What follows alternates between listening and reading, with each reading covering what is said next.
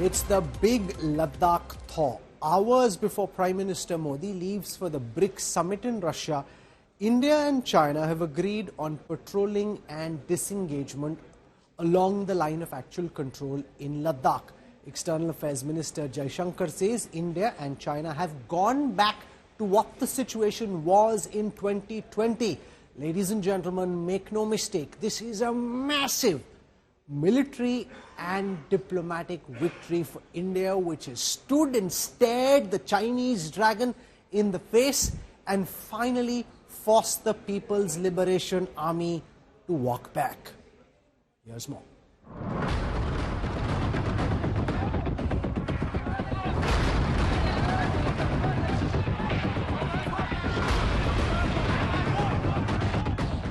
Four and a half years after India-China border tensions flared up in eastern Ladakh, after China's massive and provocative deployment along the line of actual control, leading to violent clashes and a war-like situation, there's been a big thaw in the world's biggest military standoff. The Ministry of External Affairs has declared that India has reached an agreement with China for disengagement and for restarting border patrols. Indian and Chinese diplomatic and military negotiators have been in close contact with each other in a variety of forums. And as a result of these discussions, agreement has been arrived at on patrolling arrangements along the line of actual control in the India-China border areas, leading to disengagement and a resolution of the issues.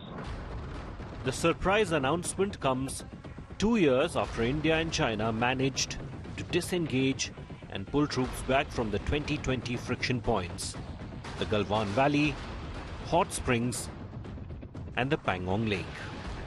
But the agreement now being referred to alludes to two legacy friction points that date back to the previous government, the mutual blockades in Depsang and Demchok. There were two friction points that existed before the Galwan problem, and these were cases where patrolling was blocked. Can we assume that these two friction points, the problems there, because both sides were blocking the patrolling, those problems have been eliminated? So let me say it again. An agreement has been reached on patrolling arrangements along the line of actual control in the India-China border areas. A resolution on this stubborn issue means the two countries have mutually decided to continue patrolling in the Depsang and Demchok areas, sectors where both sides have blocked patrolling routes of the other. It will be good for both of us if we maintain peace and China does not carry on with this expansionist mindset and trying to create problem, as time and again they try to do it to surround India. The effort is to ensure that they inform each other before going up to their respective claim lines. The claim lines remain, but a mechanism is being found to ensure there is no repeat of a Galwan type incident. And this indicates that India's strong stance has helped. All along, India said peace and prosperity at borders. The breakthrough came ahead of Prime Minister Narendra Modi's visit to Russia to attend the BRICS summit on Tuesday. There is, however, still suspense over the possibility of bilateral talks between Modi and Chinese President Xi Jinping. This is a multilateral event, though of course there is always a provision for bilateral meetings on the sidelines.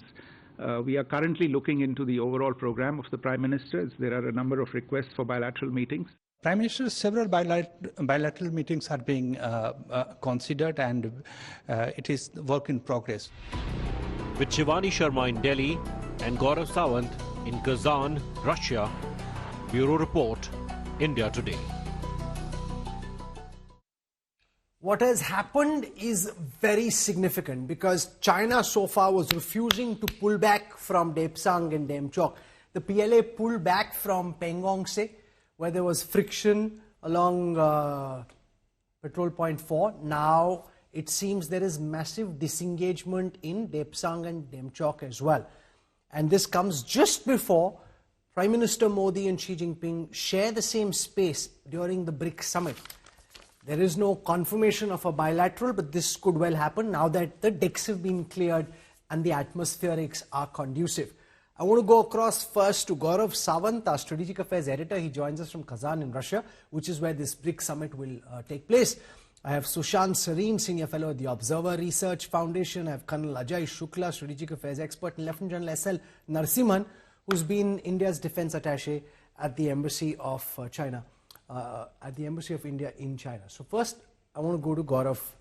Gaurav, this is massive. But just try and explain what this specifically means, because diplomats, in the way they frame their answers, don't really give the full picture. From a military perspective, when they say status quo ante is restored, which means that the PLA is actually going to pull back and that things will be back to where they were before May 2020?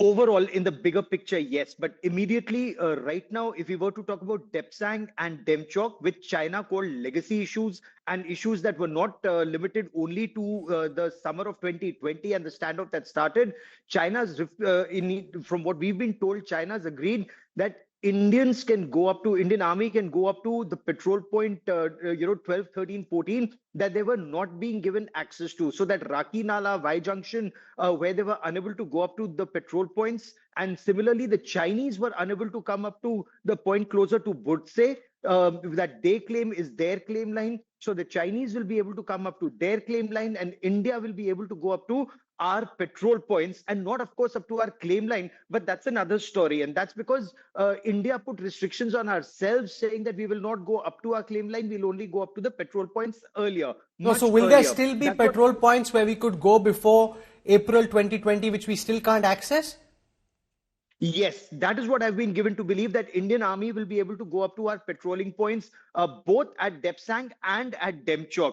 Other areas, other friction points, Pengwong So, patrol point 15, 17, all of those at Hot Spring and Gogra, those issues were resolved earlier in terms of disengagement. But then there had been a decision that had been taken that neither sides would patrol that area. Rahul, if I may, now one new thing that is coming up is both sides will inform the other when they intend to go for their patrolling, and that is so that there is no accidental meeting of troops or an accidental engagement that takes place amongst young blood. So when the day that the Chinese go up to their patrol points, we will watch. The day we go up to our patrol points, the Chinese will watch. It's trust but verify on ground is what sources are telling India today. And also in Kazan, so we've discussed the tactical, operational imperatives in terms of what this involves.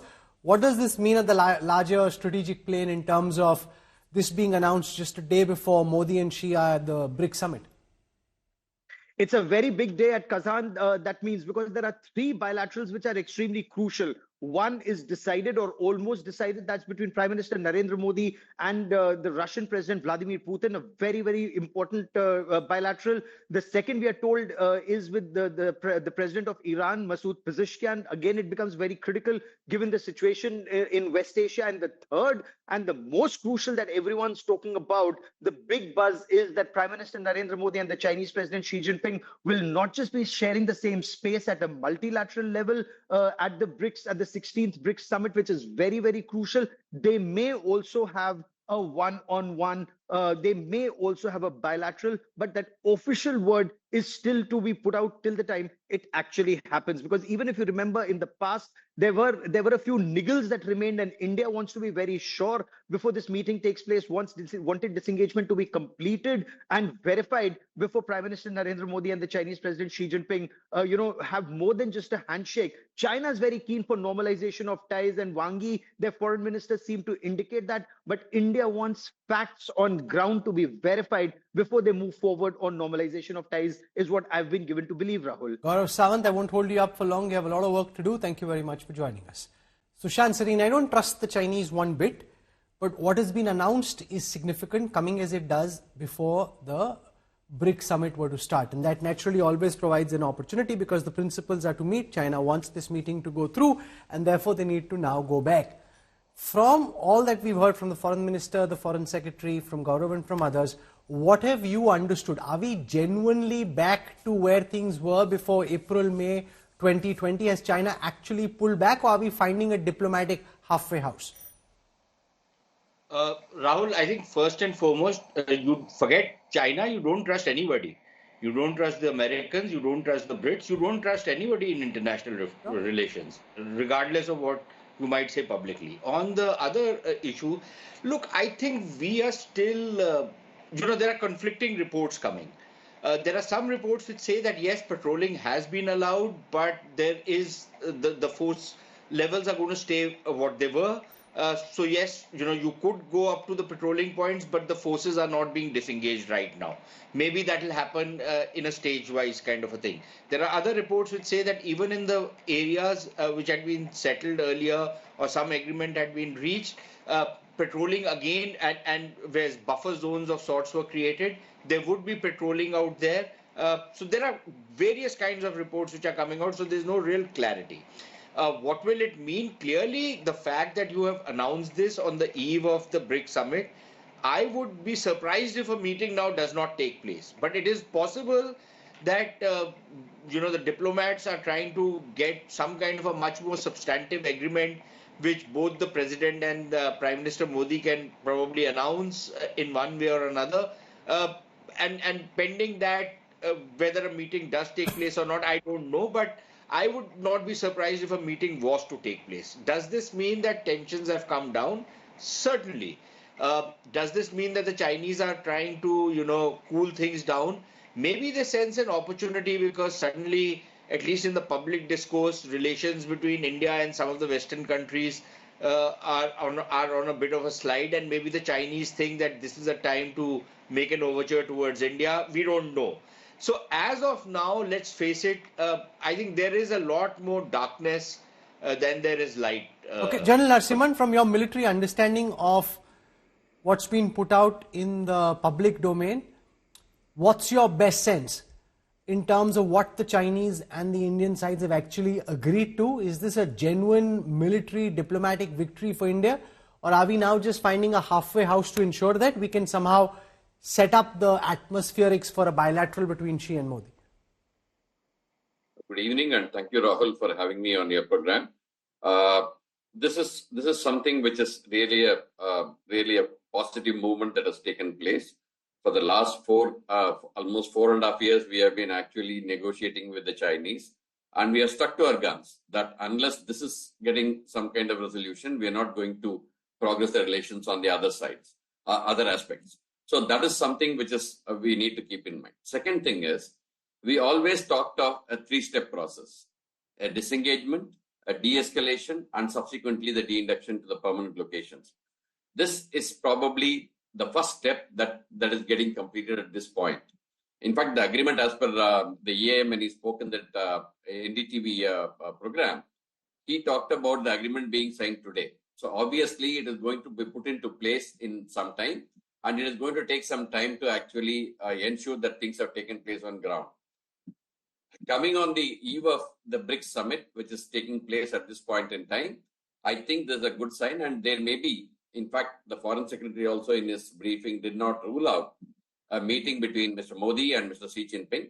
It could very well take place, but I am not sure whether it is going to take place a bilateral one or it is going to take place on the sidelines of the BRICS summit.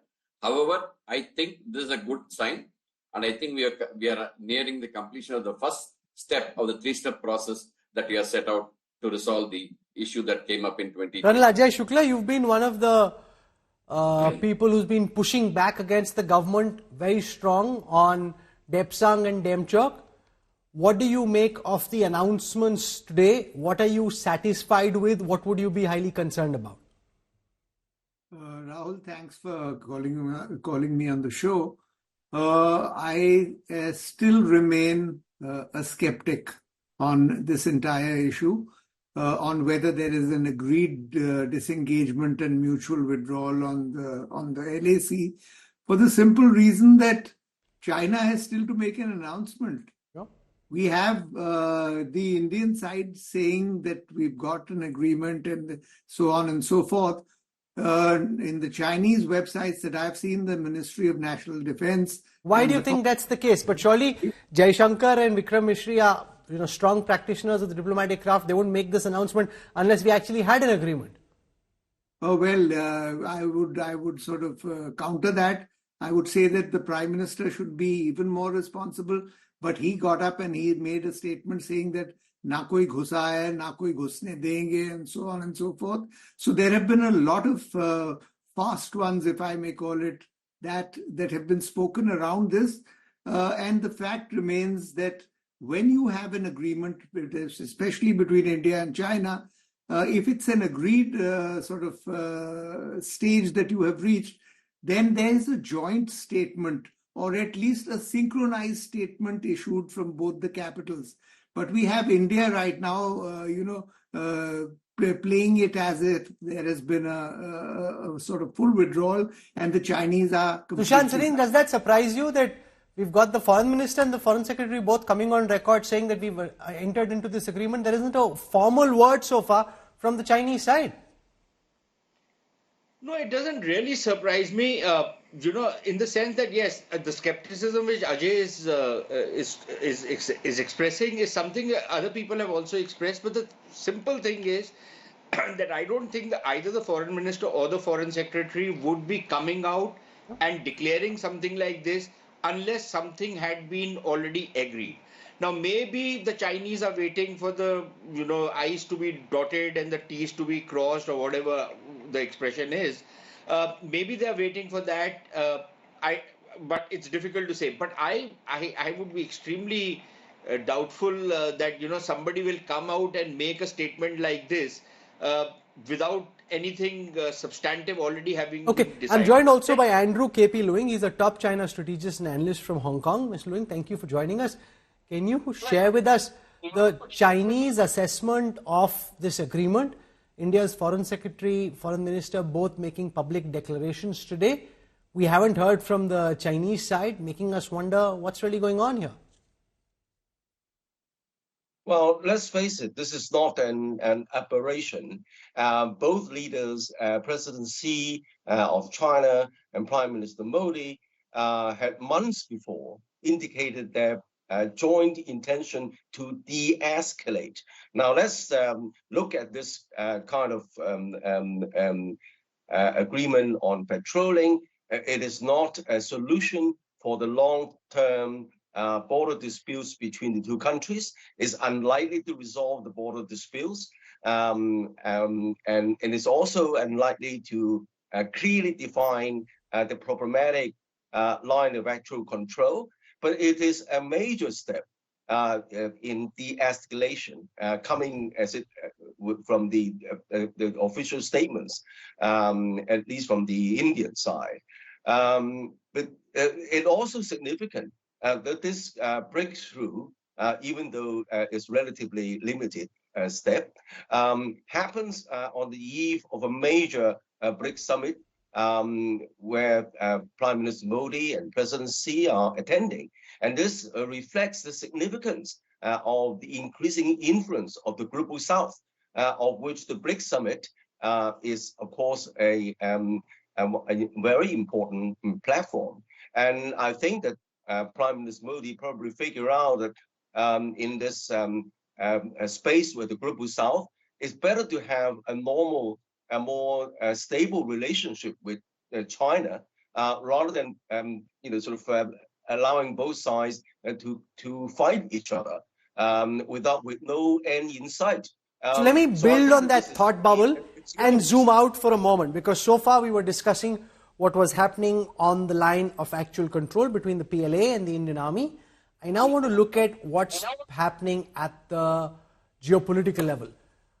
So you've got a situation where Russia and China seem to be on one end of the global spectrum, the United States and its allies on the other. India, which is so far seen as a strategic ally of the US, has been at loggerheads with the United States over Khalistan, over support of Khalistani terrorism within the US and with China and Australia and the UK for that matter. And you've got the war between Israel, the Hamas, Palestine and Iran. And then in the midst of this, you've got this BRICS summit where India and China, two important pillars of the BRICS, were so far, frankly, at loggerheads. I mean, China wanted business to go on. India said there can't be business as usual till the time we have this confrontation. So, Sushant Sareen, in that larger spectrum, how do you see this reorder the global high table? We're in some kind of rough weather with the US and Canada at this moment over Khalistani terrorism. We're pushing back hard over there. And now you've got Xi Jinping agreeing, from what we've gathered, to something which so far the PLA wasn't willing to do. I don't think we should read too much into it. Look, I don't think we are going to destroy our relationship with the United States and with the Western countries simply over, this fracas which we are having with them on Khalistan issue, unless, of course, it becomes bigger than what it already is. That is one part of it. The other part of it is, I don't think that just because we have a partial kind of an agreement with the Chinese on the border, tensions are coming down, that, Hindi Chini Bhai Bhai will once again become lexicon, will become part of our lexicon. That's not going to happen. The world is in a flux. Frankly speaking, forget about the 3 or 4 of us or 5 of us in your panel right now. I don't think anybody in the world really knows which direction the world is going to go to. Everybody is hedging their bets. India is hedging its bets. The Chinese, the Russians, everybody is hedging their bets. Everybody is jostling for space.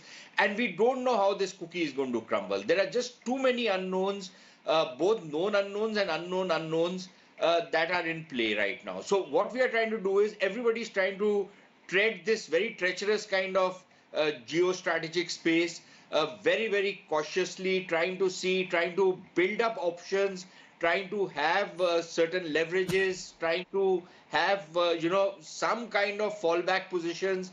But nobody really knows what the world 10 years from now is going to look like. No, but in that sense, Colonel Shukla, would you concede that this is India walking the diplomatic trapeze with a high level of sophistication?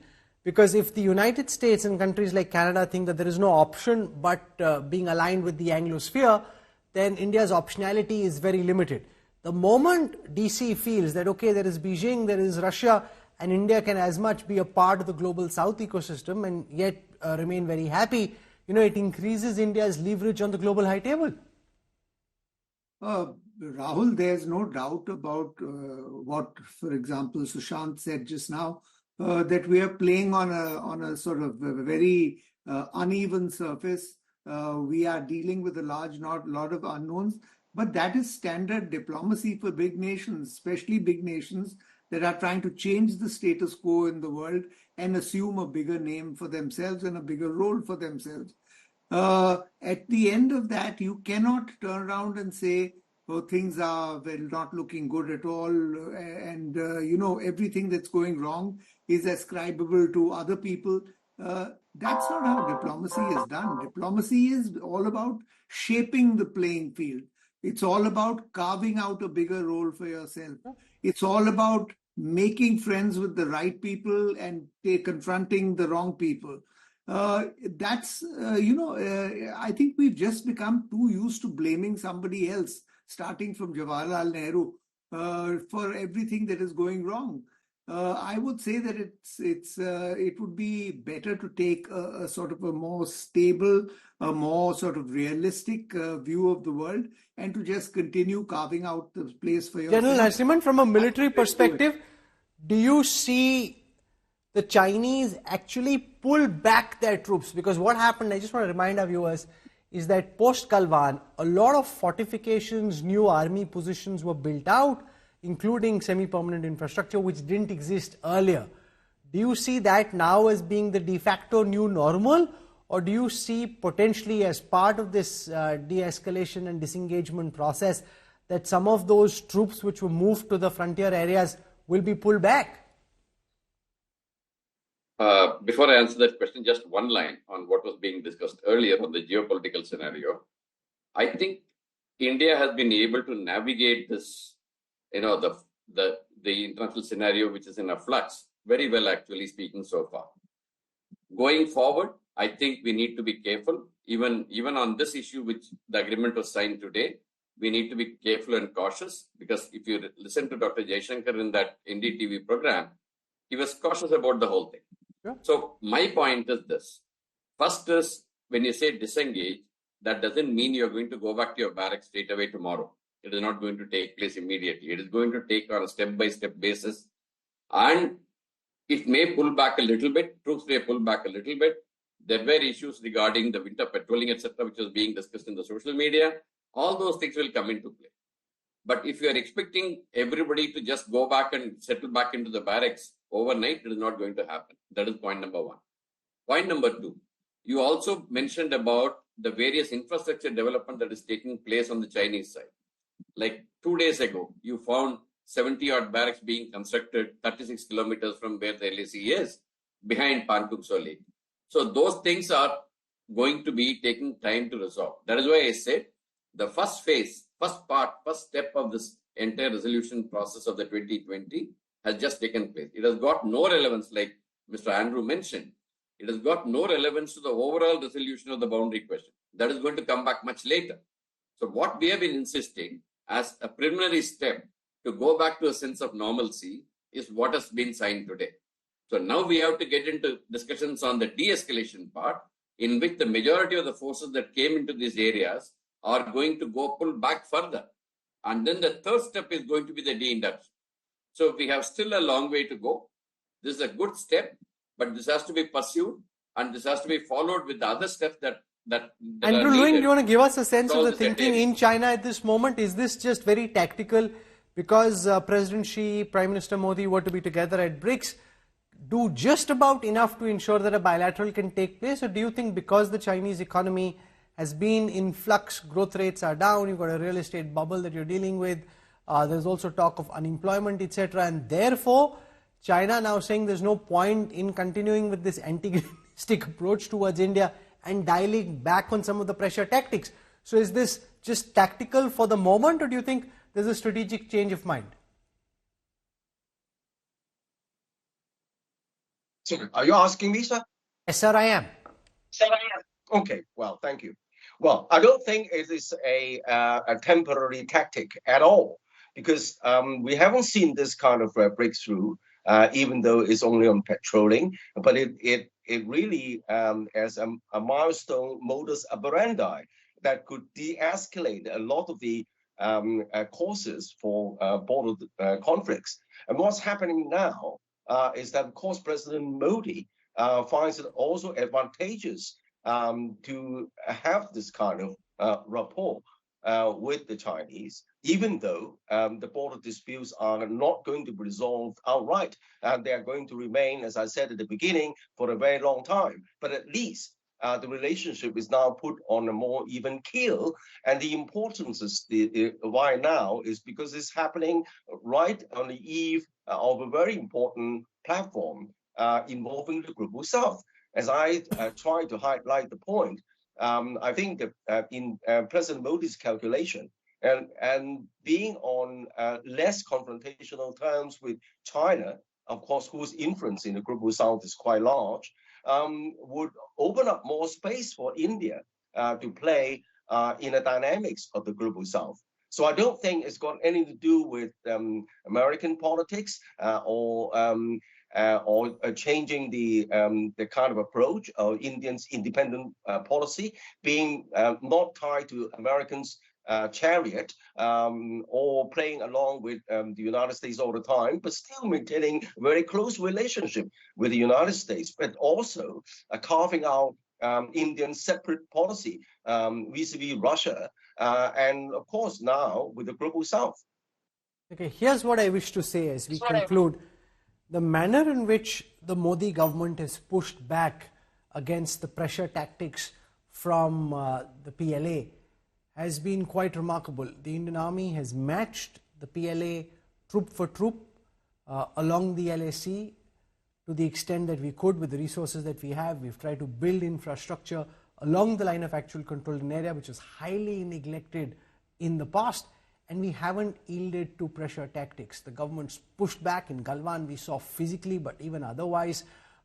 pushed back through deployment on the ground. And while I don't trust the Chinese at all, if this does go through in the manner in which it's been announced, it would reflect a very significant diplomatic and military victory for India in terms of pushing the bully back and telling him where he gets off. Let's just for the moment see whether or not it actually pans out in the way that it's been said. But as one of our guests remarked, it's far from being Hindi, Chini, bhai, we can't fall into that trap. Trust but verify really is the way to go. Sushant Sareen, Kanwal Jai Shukla, General Narsimhan and Andrew Ling for joining me on the NewsTrack. Thank you very much. We'll track the BRICS summit very closely. Heightened interest now, given that the stage is set for this bilateral. It wouldn't have been announced today if behind the scenes preparations hadn't already been made for a President Xi, Prime Minister Modi bilateral. Not since the swings in Sabarmati, the walk around the temple, or what happened in Xi'an in China, have we had a high-profile bilateral, even if it's on the sidelines of a multilateral summit. So it will be very significant.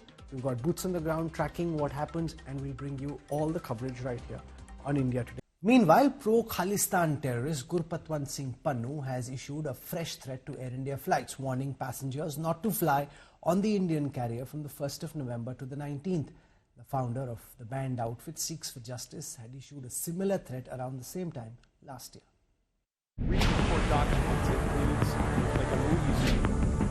Pro-Khalistani separatist Gurpatwant Singh Pannu has issued another threat to India.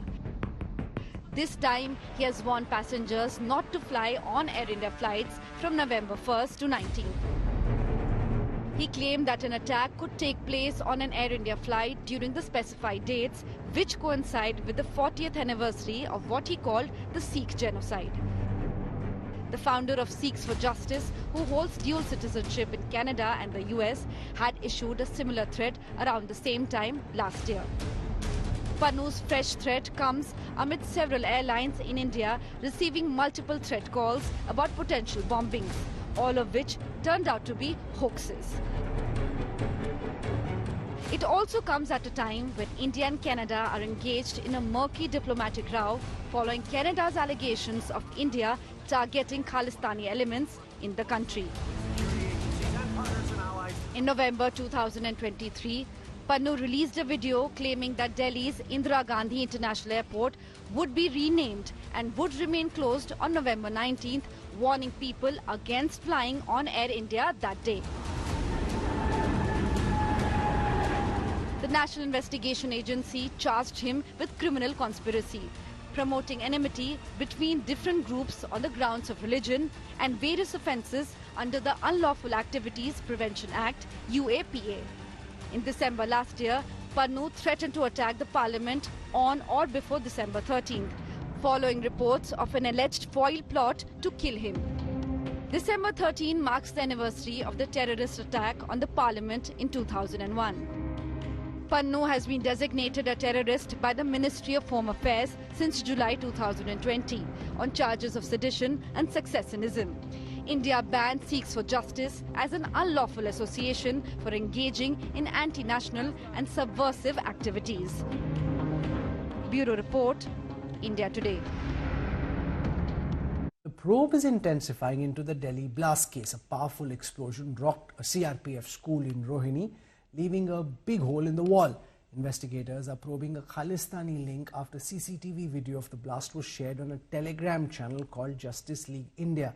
Arvind Ojha, our crime editor, with the investigation details.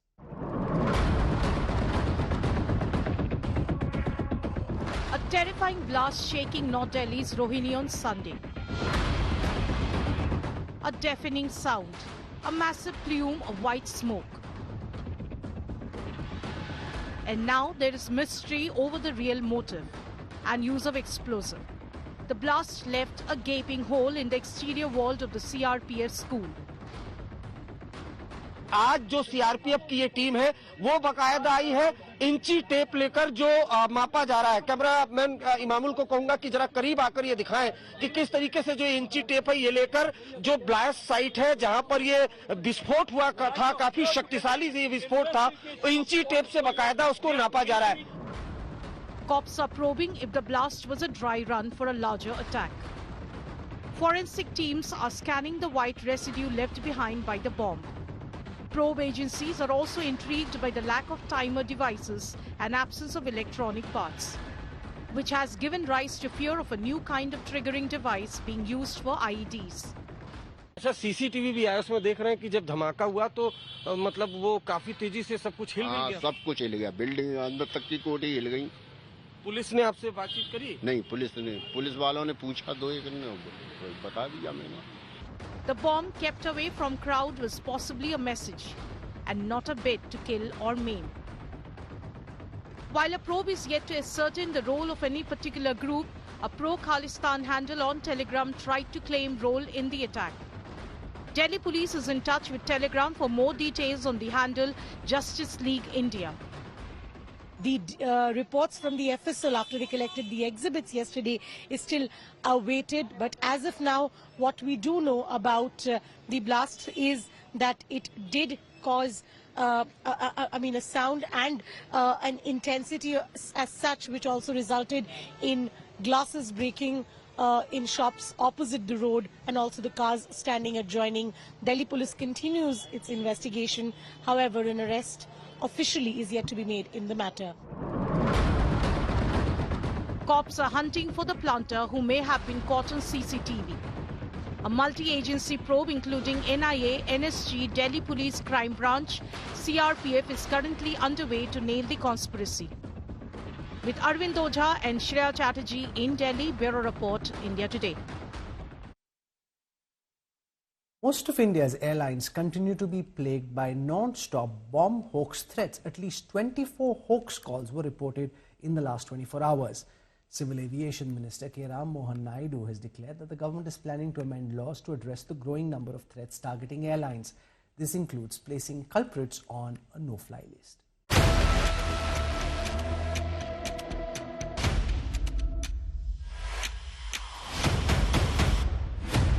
Over 125 bomb threats in 1 week. Hoax calls plague Indian airlines. The Union Civil Aviation Ministry is cracking the whip as fake threats impact flights from the country. The government says perpetrators of hoax bomb threats will be put on a no-fly list. Making such threats will soon be treated as a cognizable offence. The government is also considering amendments to the airline safety laws. We are trying to make an amendment. Our legal team has worked very thoroughly on this, and we are coming up with an amendment, and then we are taking in, because this has to be a legal change in the Act, we need a consultation from other stakeholders, other ministries also. So we are in that process right now. But we are definitely pushing forward to bring a change in the Suwaska Act also, so that it addresses for these kind of offences which happen when the flight is on ground, so that we can take strict action on them, we can make it cognizable offence. While we are trying to efficiently tackle this situation through the threats we are receiving, we are also not compromising on the safety and security. This also I want to make it a very priority point, because you might feel that there are these threats happening, but we can't. Even though there are hoax threats, we can't take the situation non-seriously. Everything is important for us. Now the life of a passenger is important, the security situation is important, so the protocol is important for us. So we have enhanced the security also.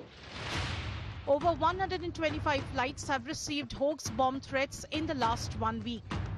Bomb threat assessment teams have been deployed at all airports in India. Sources say that around 90% threats came from abroad, while 10% of the calls were made from India. The Union Home Ministry's Cyber Wing, CERT-IN, is keeping a close eye on the bomb threats.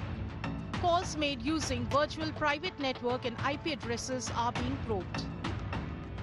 A user on social media website X was booked for claiming there is a bomb threat to Lucknow-Dammam flight last week.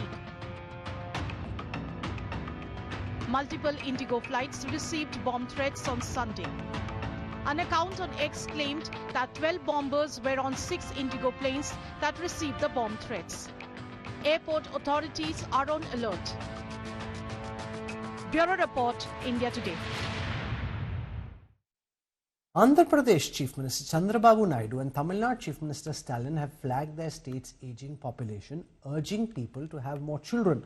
While Naidu has proposed a law to incentivize families with more children, Stalin has said that couples must have more children rather than focus on accumulating wealth.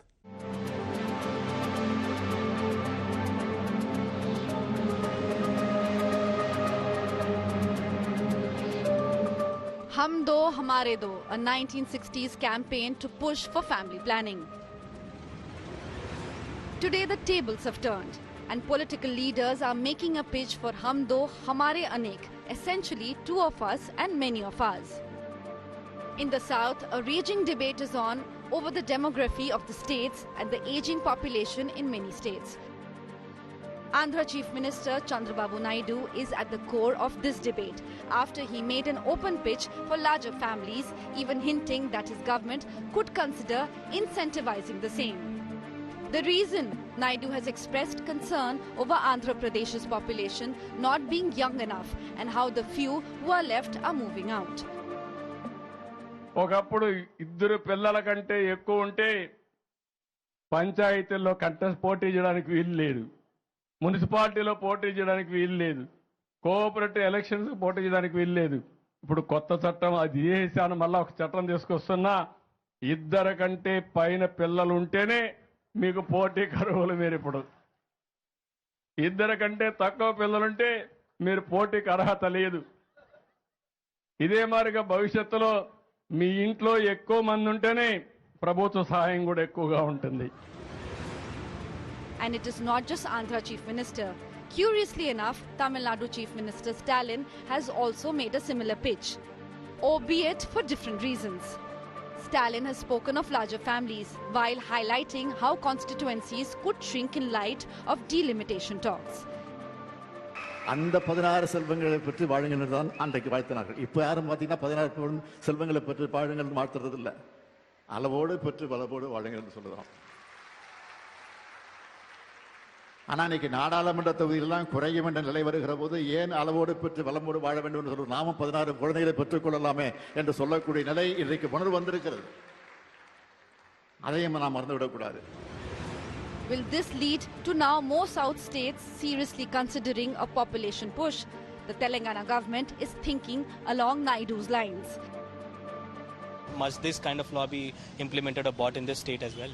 Yes, that should be implemented in Telangana also, because nowadays so many people are losing their opportunities to participate in the local body elections because of this issue. So everybody should have some choices and rights to participate in the local body elections. The Telangana government also thinking like this action. So I hope respected CM Revanth Reddy will implement this one also in here. Is there a need for governments of South states to now bring in legislations to boost population numbers? Is addressing the aging India crisis the need of the hour? Bureau Report, India Today. I wrap up the NewsTrack tonight. For your time and your trust, thank you very much. I look forward to seeing you 8 p.m. tomorrow evening. Till then, from all of us here, goodbye.